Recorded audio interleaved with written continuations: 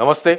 తెలంగాణ రాష్ట్రం పైన ఎటో మాటల యుద్ధం జరుగుతోంది, అలాగే అస్తిత్వం పైన దాడి జరుగుతూ ఉన్న పరిస్థితి.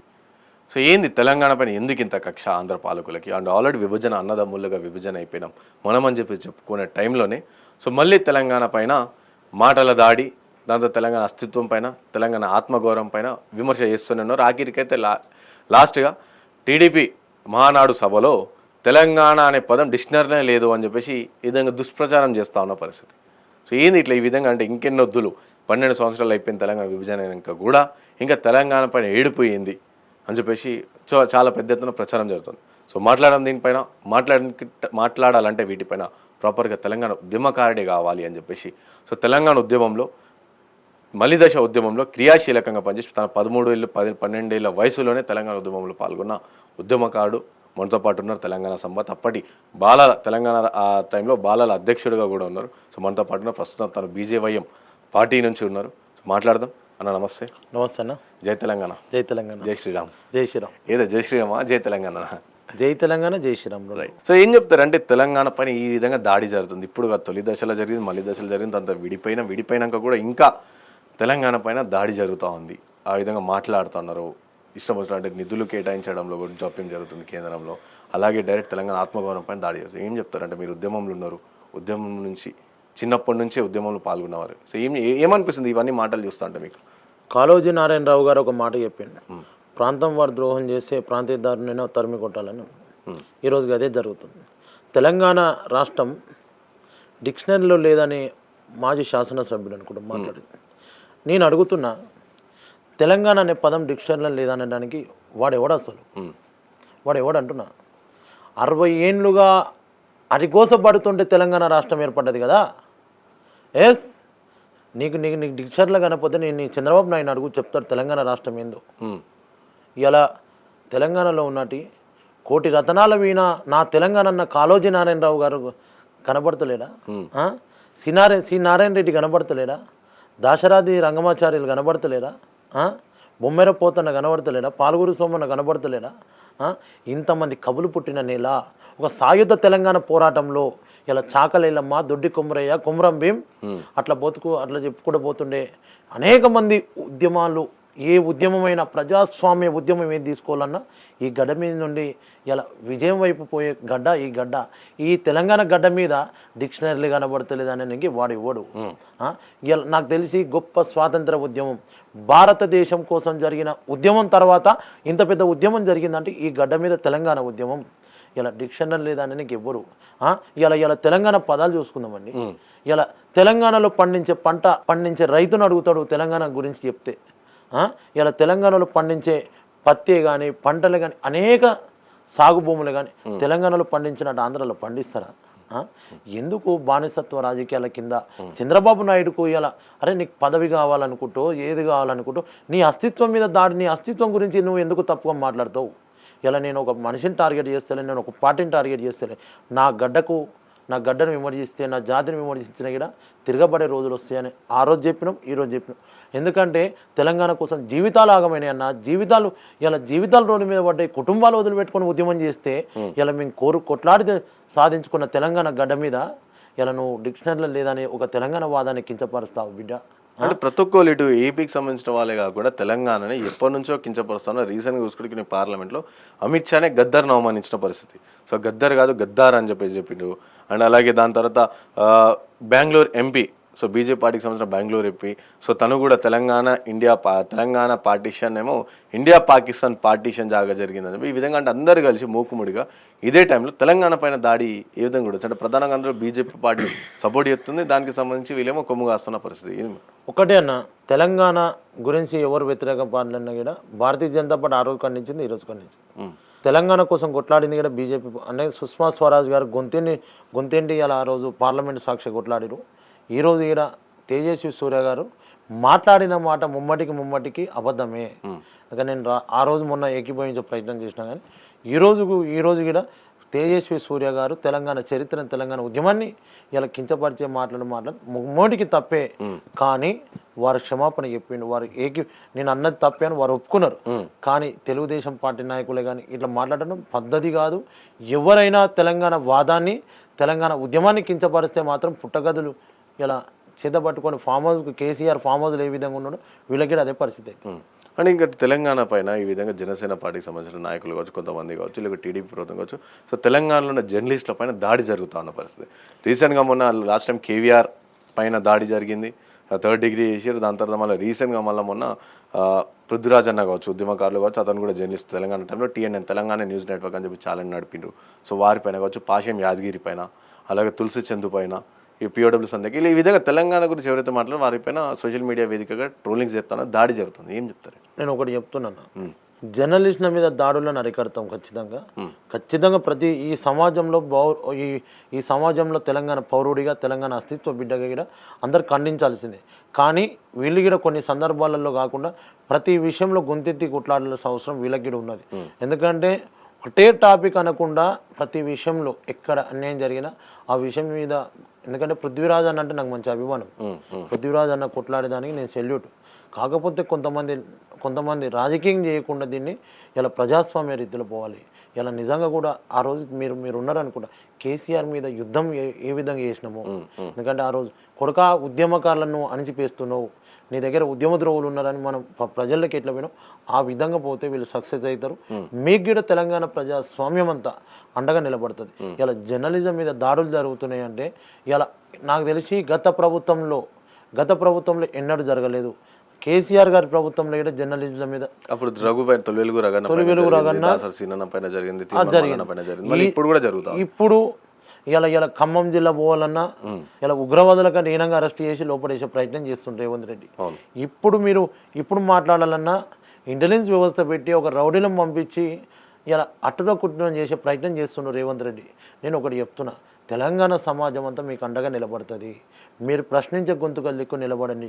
నీతి నిజాయితీ దిక్కు నిలబడుతున్నందుకు మీకు తెలంగాణ సమాజం అండగా నిలబడుతుంది. అంటే ఈ విధంగా దాడి చేస్తూ ఉన్న పరిస్థితి ప్రధానంగా ఈ విధంగా అంటే దీనిపైన బీజేపీ పార్టీ, రాష్ట్రంలో ఉన్న బీజేపీ పార్టీ కావచ్చు, ఏం కూడా స్పందించలేని పరిస్థితుల్లో ఎందుకుందంటారు? ఎవరు చెప్పిరన్నా ఖండిస్తూనే ఉన్నారు. ఇలా మొన్న పార్లమెంట్ సభ్యులు ఈటల రాజేందర్ గారు ఖండించారు, మీ అందరికీ తెలిసిన విషయం.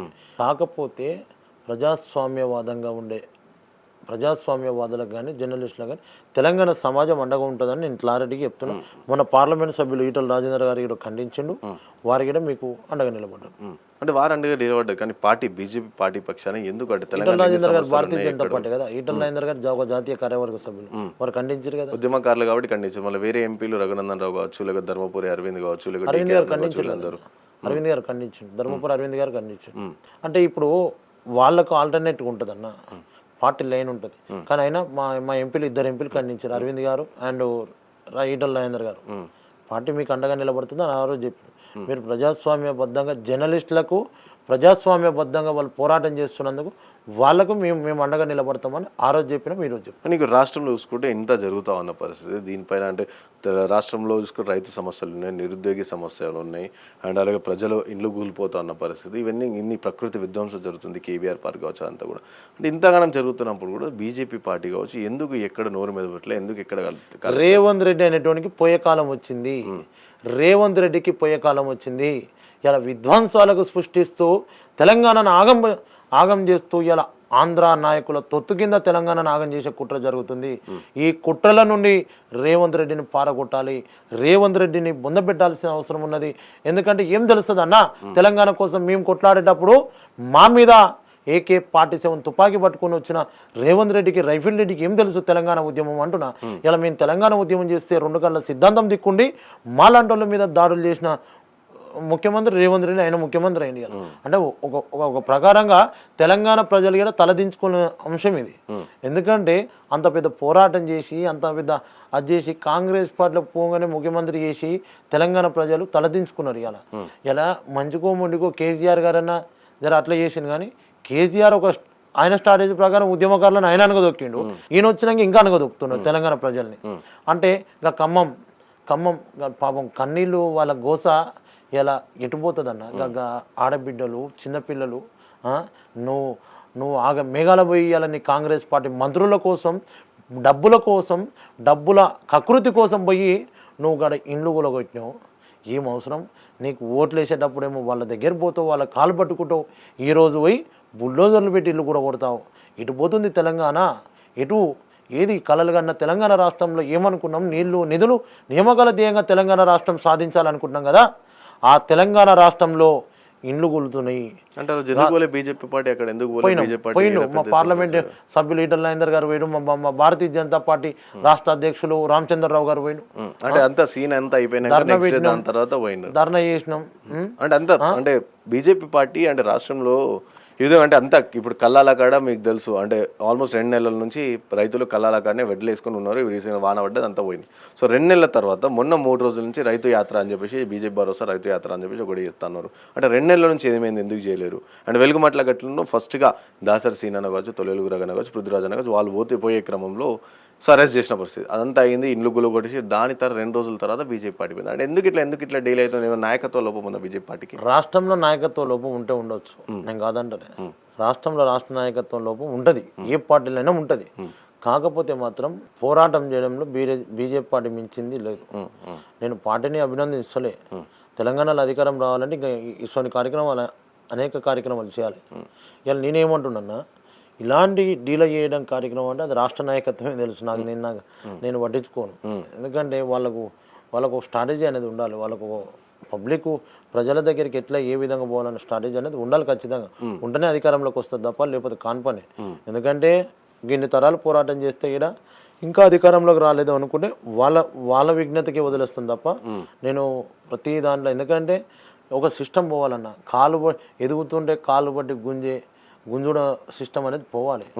అదొకటి అన్ని పార్టీలలో ఉంది, బీజేపీదేనా అన్ని పార్టీలలో ఉంది. అదొకటి ఈ డబ్బులకు పెదవులు మూసుడు మాత్రం అది కూడా పోవాలి. ఈ సిస్టమ్ పోయినప్పుడే సామాన్యుడు నాలాంటి రాజకీయ నాయకుడు అయ్యే అవకాశాలు, ఓ శాసనసభలు అడుగుపెట్టే అవకాశాలు ఉంటాయి తప్ప ఈ సిస్టమ్ ఉన్నంత కాలం ఈ చండలమైన ఈ నీచమైన పరిస్థితి ఉన్నప్పుడు కానీ మనసొంటోడు చట్టసభలో పోనీకి అవకాశం ఉండదు. అంటే రీసెంట్ గా బీజేపీలో కూడా బీజేవైఎం సంబంధించి ఇవాళ ఇదే మొత్తం కంప్లీట్ కానీ ఇదే ముచ్చట. ఇలా ఏదో విగ్రహం పెడతానని హైదరాబాద్లో అపార్ట్మెంట్ వాసులను కాల్ చేయించి పైశాచిక ఆనందం పొందింది రేవంత్ రెడ్డి. ఇలా తెలంగాణలో ఏమైంది? వలస వెళ్ళిందా నా తెలంగాణ గడ్డ మీద? ఎందుకింత అయింది? ఇలా గోసపడుతుంది తెలంగాణ తల్లి. నువ్వు తెలంగాణ తల్లి విగ్రహం పెట్టంటే ఇలా సోనియా గాంధీ విగ్రహం పెట్టి తెలంగాణ ఆత్మగౌరవం దాడి చేస్తున్నావు కదా. పల్లె నా పల్లెళ్ళు మొలిసే తెలంగాణలోనా, నా పాలమూరులోనా పందిరి గుంజలు చిన్నబోయినాయి, ఇండ్లు దుమ్ములేగినాయి. నిజమే కదా, రేవంత్ రెడ్డి ప్రభుత్వం వచ్చినాక ఇండ్లు దుమ్ములేగినాయా కాదా? తెలంగాణ గడ్డ మీద తెలంగాణ ప్రజలు ఇలా స్వేచ్ఛగా సమానత్వంగా ఉండాలనుకుంటే బుల్డోజర్లు తీసుకొచ్చి ఇండ్లు దుమ్ము లేపించి ఇలా పైశాచిక ఆనందం పొందుతున్నట్టు రేవంత్ రెడ్డిని ఎప్పుడు బొంద పెడతాడు, ఎప్పుడు చేయాలి?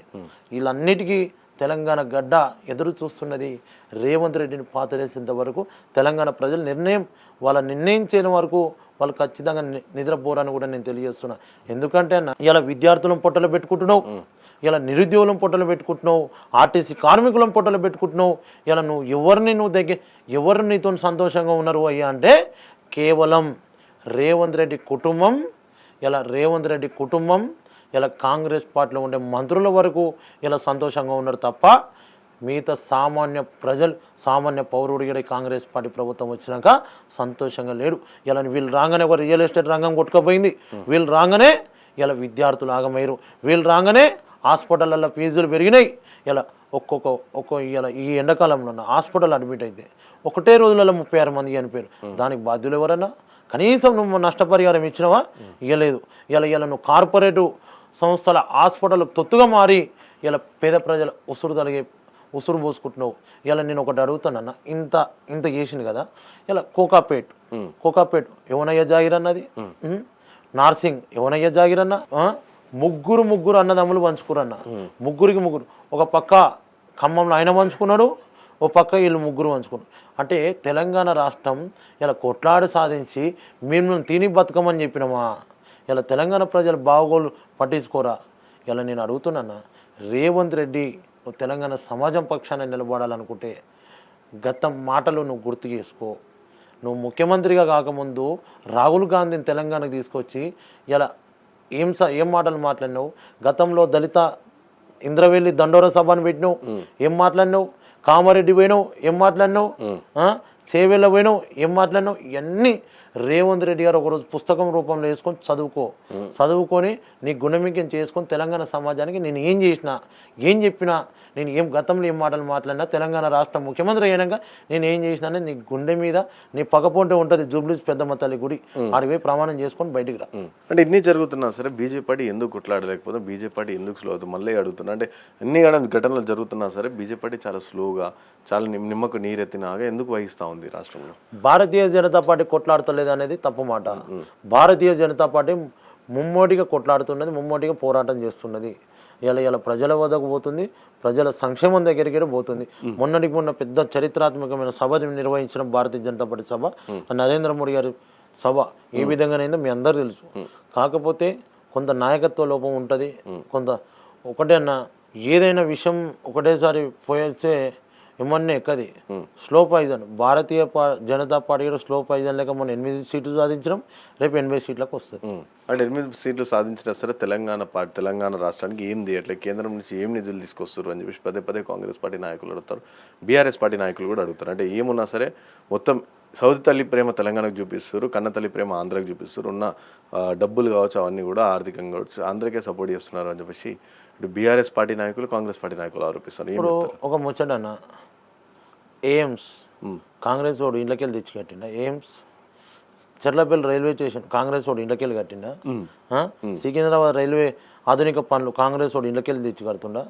నేషనల్ హైవేస్ కాంగ్రెస్ వాడు ఇండ్లకెళ్ళి కడుతుండా? బీఆర్ఎస్ వాడు ఇండ్లకెళ్ళి కడుతుండా? ఇవన్నీ ఎనంగా వచ్చినాయన్న.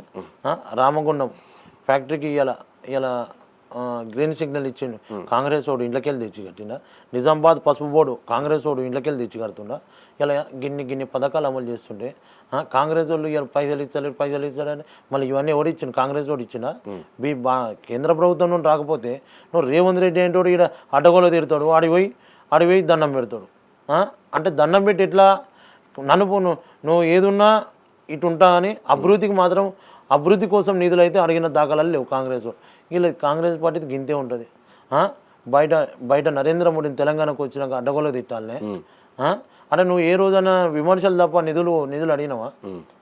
గతంలో కేసీఆర్ గారి గురించి చెప్తా, ఇలా మోడీ గీడియని తిట్టినావు, తెలంగాణకు సహకరించే నరేంద్ర మోడీ గారిని నువ్వు అడ్డమైన మాటలు పెట్టి బీఆర్ఎస్ అని పెట్టి ఢిల్లీ లెవెల్లో నేను చక్రం తిప్పుతానన్నావు. లాస్ట్కి ఫామ్ హౌస్లో చక్రం తిప్పుకుంటూ నువ్వు ఉన్నావు. అది అందరికీ తెలుసు. ఇలా కేంద్రం నుండి ఇలా నేషనల్ హైవేసే కానీ ఇలా అనేక కేంద్ర విద్యాలయాలు కానీ అనేకంగా ఇలా ఎయిమ్సే కానీ అనేక నిధులు తీసుకొచ్చి ఇలా వరంగల్లో ఎయిర్పోర్ట్ కూడా తెలంగాణ రెండో రాజధానిగా మనం పిలుచుకుంటాం. అలాంటి అంత పెద్ద నగరంలో ఎయిర్పోర్ట్ కూడా ఇలా గ్రీన్ సిగ్నల్ ఇచ్చిందంటే అది ఏనంగా వస్తున్నాయి అన్న. ఇంత అభివృద్ధి అవుతుంటే అభివృద్ధి అవుతలేదని మాట్లాడే నాయకులకు ఏంది ఏం చెప్పాలి వాళ్ళకు? ఫస్ట్ కాంగ్రెస్ పార్టీ ఉద్యోగాలు ఏమని చెప్పు, నిరుద్యోగులను పొట్టన పెట్టుకోకని చెప్పు. ఇలా జూన్ 2వ తారీఖు పోయిన జూన్ 2కు అన్నాడు ఆ మాట, ఇప్పుడు మళ్ళీ జూన్ 2కు వచ్చింది. జాబ్ క్యాలెండర్ రిలీజ్ చేస్తానని ఏది? ఇలా చదువుల భారం, ఇలా లక్షల అప్పులు చేసి తల్లి నా బిడ్డ హైదరాబాద్లో చదువుకుంటాడు, నా బిడ్డ హైదరాబాద్ గడ్డ మీద గొప్ప చదువులు చదివి గొప్ప ఉద్యోగం పొందుతాడు అనుకుంటే నిరుద్యోగుల మీద నిరుద్యోగుల పొట్టల మీద రేవంత్ రెడ్డి మట్టి పోస్తుండు. రేవంత్ రెడ్డి నిరుద్యోగుల ఉసురు పోసుకుంటున్నాడు. వాళ్ళ ఉసురు ఖచ్చితంగా తగులుతుంది. వాళ్ళు ప్రశ్నిస్తే అశోక్ నగర్ ఆడ లాఠీలకు పని చెప్తున్నాడు. నాడు ఇంత పెద్ద తెలంగాణ ఉద్యమంలో కూడా లాఠీ ఛార్జీలు లేవు.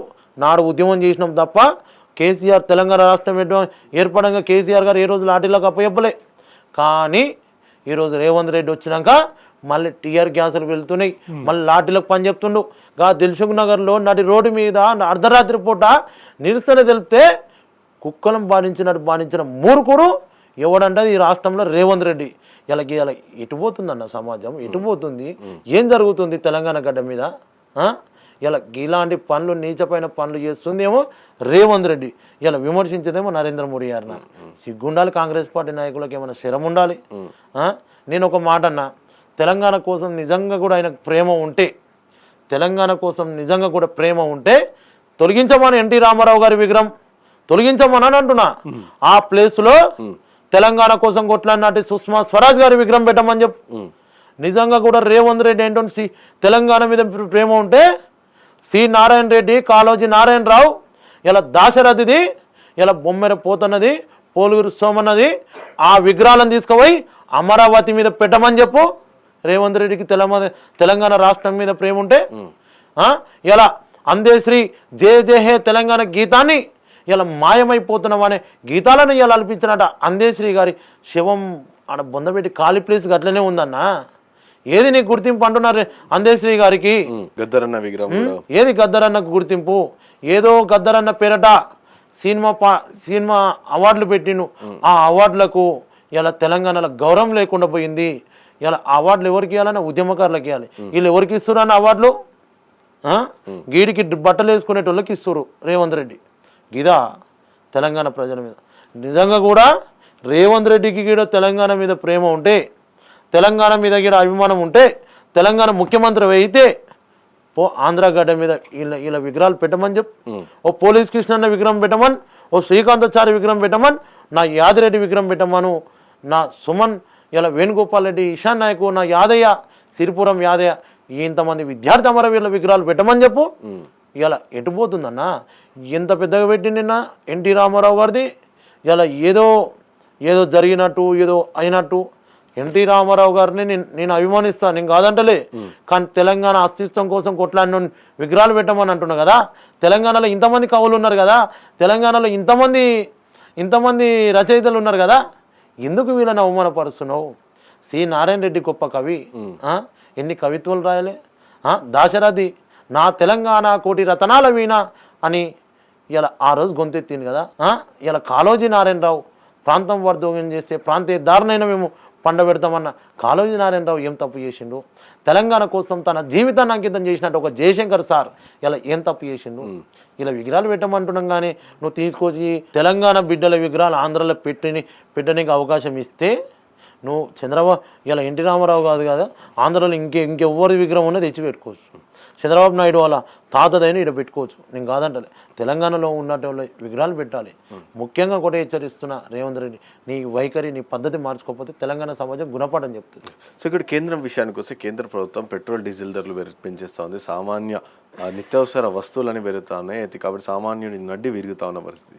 అంటే ఎలక్షన్కి ముందు బెంగాల్ కావచ్చు, ఇవన్నీ కొన్ని రాష్ట్రాల్లో ఎలక్షన్ ఉన్నప్పుడు దానికి ముందు కిషన్ రెడ్డి గారే నాంపల్లి మన బీజేపీ పార్టీ ఆఫీస్లో కూర్చొని లేదు అదంతా దుష్ప్రచారం, ఎలక్షన్స్ తర్వాత రేట్లు పెరగబోవు అని చెప్పేసి క్లారిటీ ఇచ్చారు. ఎలక్షన్ అయిన తర్వాత రిజల్ట్స్ వచ్చిన తర్వాత వారం రోజుల వ్యవధిలో 8 రూపాయల దాకా 109 ఉన్న పెట్రోల్ ప్రైస్ 115 రూపాయలు పెరిగే పరిస్థితి. సేమ్ చెప్తారు, దేశం కోసం ధర్మం కోసం కట్టేయచ్చు అంటారా? ఇట్లా పెద్ద యుద్ధం జరుగుతుంది దేశంలో. నరేంద్ర మోడీ గారు పెట్రోల్ డీజిల్ కొరత ఉంటుందని క్లారిటీగా చెప్పారు. ఈ సంవత్సరం చాలా ఇబ్బంది ఉంటుందని చెప్పారు. ఆడ యుద్ధం గురించి ఎవరు మాట్లాడతలేరు. ఓన్లీ నరేంద్ర మోడీ గారు పెట్రోల్ ధరలు డీజిల్ ధరలు. ఇప్పుడు నరేంద్ర మోడీ గారు ఇంటికి వాడుకుంటుండే ఏమనుకోవచ్చు, దేశం కోసం దేశానికే కదా నా ఖర్చు పెట్టేది. ఇలా రేవంత్ రెడ్డి అంటోడుకు బీరు బాటిల్కి ఓ 50 రూపాయలు 20 రూపాయలు పెంచవచ్చు కానీ ఇలా పెట్రోల్ డీజిల్ ధరలు పెంచితే అదైందా? రేవంత్ రెడ్డి ఏంటోడు కోటరుకు డబ్బులు వేయించుకోవచ్చు కానీ ఇలా అదైందా? ఇలా రేవంత్ రెడ్డి ఏంటోడు ప్రైవేట్ హాస్పిటళ్ళతో కుమ్మక్కయ్యి హాస్పిటల్లో డబ్బులు పెంచియవచ్చు కానీ ఇలా నరేంద్ర మోడీ గారు దేశం కోసం పెట్రోల్ పైసలు పెంచితే అదైందా? ఇలా రేవంత్ రెడ్డి అనే వ్యక్తి ఇలా తెలంగాణలో ఉన్న భూములను అమ్ముకొని తెలంగాణను ఆత్మగౌరవం మీద దెబ్బతీయవచ్చు కానీ ఇలా దేశం కోసం పెట్రోల్ డీజిల్ ధరలు పెడితే అది వచ్చిందా తెలంగాణకు? ఏం మాట్లాడతారన్న? ఇలా ఇంత క్లారిటీ ఆయన చెప్పిండు మోడీ గారు. ఇలా దేశంలో ఇంత వ్యవస్థ అల్లకల్లోలం అవుతుందని. అలాంటి పరిస్థితుల్లో ఉన్నప్పుడు పెంచకపోతే ఏం చేస్తారు? పక్కటోనికే నేను సాయం చేయాలి కదా. అంటే దేశంలో అంటే యుద్ధం కారణంగా ధరలు పెరిగిపోతున్నాయని చెప్పి పెంచారు కానీ అదే యుద్ధం లేకముందు ఎప్పుడైనా సరే క్రూడ్ ఆయిల్ చమురు ధరలు తగ్గినప్పుడు మనం ఎందుకు తగ్గించలేరు అని చెప్పేసి కూడా అడుగుతా ఉన్న పరిస్థితి. యుద్ధం లేనప్పుడు ఎంత మంచిగా ఉందో మీ అందరూ తెలుసు. ఆ రోజు ఎప్పుడైనా పెరిగినాయా? అంటే గత 70 ఏళ్ళ కాంగ్రెస్ పార్టీ అధికారంలో ఉన్నప్పుడు పెట్రోల్ ప్రైస్ 70 రూపాయలు ఉండే. బీజేపీ పార్టీ అధికారంకి వచ్చి 10 సంవత్సరాలు అయింది, 14 సంవత్సరాలు అయింది. ఈ 10 సంవత్సరాలలో 100 రూపాయలకు దాటింది. ఇప్పుడు కాంగ్రెస్ వాళ్ళు పెంచలేదా? గ్యాస్ సిలిండర్ ధర పెంచలేదా గతంలో? రాజీవ్ గాంధీ గారు ఉన్నప్పుడు మొదలు పెడితే మొన్నటి వరకు పెంచే వాళ్ళు చేయలేదా? వాళ్ళు చేస్తేనేమో అది బయటోడు చేస్తే వేరేదా అన్న. అంటే 70 ఏళ్ళు వాళ్ళు ఇచ్చారు, అయినా సరే 70 ఏళ్ళు పాలించి ఏం చేసిరు అన్న భారతదేశాన్ని? 70 ఏళ్ళు పరిపాలించి ఏం చేసిరు? ఇవి నరేంద్ర మోడీ గారు వచ్చినాకనన్నా ఇలా తెలంగాణ అభివృద్ధి జరుగుతుంది కానీ ఇలా భారతదేశం అభివృద్ధి జరుగుతుంది కానీ కాంగ్రెస్ వాళ్ళు ఉండి ఏం చేసిరు? వాళ్ళు ఉన్నప్పుడు ఇలా బాంబ్ బ్లాస్ట్లు అయినాయి, గోకుల్ చాట్, దిల్సుఖ్ నగర్, ఇలా పోతే ఉగ్రవాదం పెంచి పోషించారు తప్ప వాళ్ళు ఏం చేసింది 70 ఏళ్ళ నుండి? ఆ ధరలు పెంచి ఉగ్రవాదులకు అంటుకట్టి ప్రయత్నం చేసేది తప్ప కాంగ్రెస్ వాళ్ళు ఇంతవరకు వాళ్ళు చేసింది. ఇలా భారతదేశంలో నరేంద్ర మోడీ గారు ఇలా చూసుకుంటూ పోతే గరీబ్ యోజన పథకమే కానీ ఇలా అనేక సంక్షేమ పథకాలు ఇలా భారతదేశంలో ఎక్కడ పోయినా గొప్పగా తీర్చిదిద్దున్నట్టు మహనీయుడు అంబేద్కర్. మన అంబేద్కర్ గారు ఒక ఆలోచన విధానాన్ని ఇలా అమలు చేస్తున్నట్టు గొప్ప నాయకుడు ఇలా నరేంద్ర మోడీ గారు. పార్లమెంట్లో అదే ఊకే అంబేద్కర్ అంటే ఏమొస్తుంది, అదే దేవుని పేరు తలుచుకుంటే పుణ్యమని వస్తుంది అని అన్నారు కదా, మీరేమో అంబేద్కర్ తలుచుకున్నట్టు పాలిస్తున్నారని మీరు అంటున్నారు. మేము ఒకటన్నా భారత రాజ్యాంగం ఈ రాహుల్ గాంధీ గారు పట్టుకొని తిరుగుతున్నాను. ఆయన దృష్టిలో పెట్టుకొని మాట్లాడిన మాటలు తప్ప ఇలా నేను అడుగుతున్నాను, వాళ్ళు ఆ రాజ్యాంగాన్ని అయినా గౌరవిస్తారన్న? వాళ్ళు నిజంగా కూడా కాంగ్రెస్ పార్టీ వాళ్ళు ఈ చేతులు పట్టుకొని తిరిగే రాజ్యాంగాన్ని వాళ్ళు గౌరవిస్తున్నారా? మేము గది దృష్టిలో పెట్టుకొని అన్నాం తప్ప వేరేది ఏమనలేదే. ఇలా నిజంగా కూడా వాళ్ళు పట్టుకుంది రాజ్యాంగాన్ని తెలంగాణలో ఎందుకు రేవంత్ రెడ్డి పాటిస్తలేడు? అడ్డదారిన 10 మంది ఎమ్మెల్యేలో ఎంతోమంది చేంజ్ చేసుకుండు కదా, మరి ఎందుకు ఆడ రాజ్యాంగం లేదా? ఒక రాజ్యాంగంగా బద్ధంగా ఉండే స్పీకర్ గారే వీళ్ళు బీఆర్ఎస్ కాంగ్రెస్లో జైన్ కాలేదు అని మాట్లాడారు. మళ్ళీ వాళ్ళు ఏడ రాజ్యాంగాన్ని పాటించినారు? ఆ రాజ్యాంగం మీద వాళ్ళకే నమ్మకం లేదు, వాళ్ళు రాజ్యాంగం బుక్ మీద తిరుగుతారన్న. సో ఫైనల్గా ఎప్పుడన్నా రీసెంట్గా బీజేవైఎం సంబంధించిన దాంట్లో కొన్ని పదవులు వచ్చినాయి అందరికీ. సో అందులో మీరు ఎప్పుడు అంటే బీఆర్ఎస్ హయాంలోనే మీరు బీఆర్ఎస్కి వ్యతిరేకంగా ఉండి బీజేపీలో జాయిన్ అయిన పరిస్థితి, బీజేవైఎంలో జాయిన్ అయిన పరిస్థితి. సో మీకు ఎందుకు రాలేదు అనుకోవచ్చే పదవి? ఒకటన్నా తెలంగాణ సంపద ఏంటో నా అవసరం ఉంటే వాళ్ళు ఇస్తారు, నా అవసరం వాళ్ళకి లేదు కాబట్టి నాకు ఇవ్వలేదు. నేను వంగి దండలు పెట్టే అలవాటు నా దగ్గర లేదు. పోయి దండం పెట్టి అయ్యా నాకు దండం పెట్టి నాకు పదవి అనే అలవాటు నా దగ్గర లేదు. నాకు పదవి వచ్చినా పదవి రాకపోయినా ప్రజల పక్షాన కొట్లాడతాడు ఈ సంపద ఏంటోడు, ప్రజల ధర్మానికి కొడతాడు, తెలంగాణ అస్తిత్వానికి ఏమైనా ఇబ్బంది జరిగితే ముందర నిలబడతాడు. నేను పదవులకు దగ్గర పోయి నేను వాడిని దగ్గర పోయి వీని దగ్గర పోయి నేను అడిగి అలవాటు లేదు. వాళ్ళేందన్నా ఇచ్చేది పదవి? మనం కొట్లాడుకుంటూ పోతుంటే ప్రజలు ఇస్తారు పదవి, ప్రజలు ఇస్తారు.